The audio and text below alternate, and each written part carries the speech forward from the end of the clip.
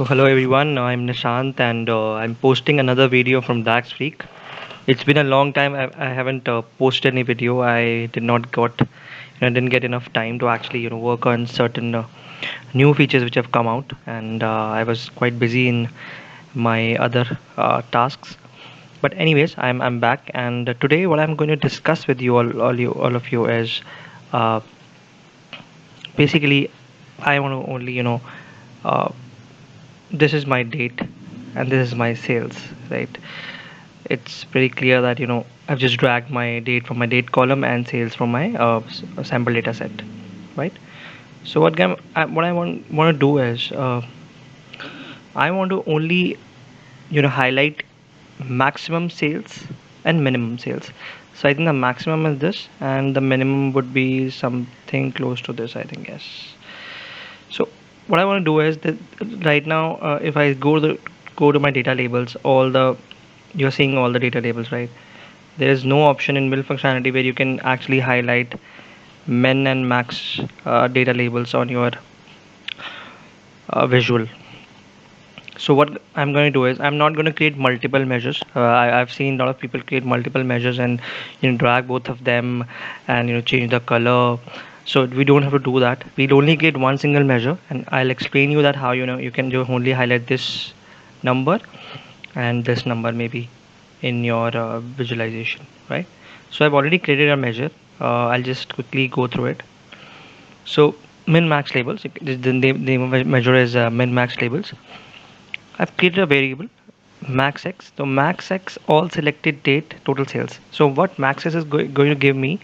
It's going to give me the maximum sales on each date. Maximum sales. So this number would be there on each date by this particular function because I'm using all selected. I'm removing the filters from the current context, and I'll get this number on each date. And same as with min-x, the min-x function, I'll get minimum sales on each date. So these both variables will give me both numbers together, minimum, a maximum, and minimum, right? This is my another variable, total sales variable. So I'm returning if my total sales is equal to this number. If my total sales is equal to this number, or my total sales is equal to min x number, then only give me total sales, otherwise please give me blank. So it's very clear that whenever either the minimum is available to the total sales, so if on the particular date my total sales is equal to the minimum or maximum, only then return the total sales, otherwise leave it as blank. So what I'm going to do is I'm going to just drag this measure to my value section. Now what happens is, see, so I'll just tell you the background. So data labels, I have gone to customize series, so let it be on as well. So you'll see something like this at the start. You don't have to change the colors of your font, you don't have to do anything. You just go to your customize series, switch it on, go to your total min-x labels, switch it on, and to your total sales label, just switch it off. That's it. You'll only see the max and min now. You're not seeing any other data label. Now I also think that this line we don't require because it's unnecessarily creating a you know a sort of a spot on my visualization. I don't want to see this line, right? I just want to see these data labels. So what I'll do is I'll go down. I'll go down. What can we do? Okay, I'll select total min max labels, and I'll go down, and what I'll do is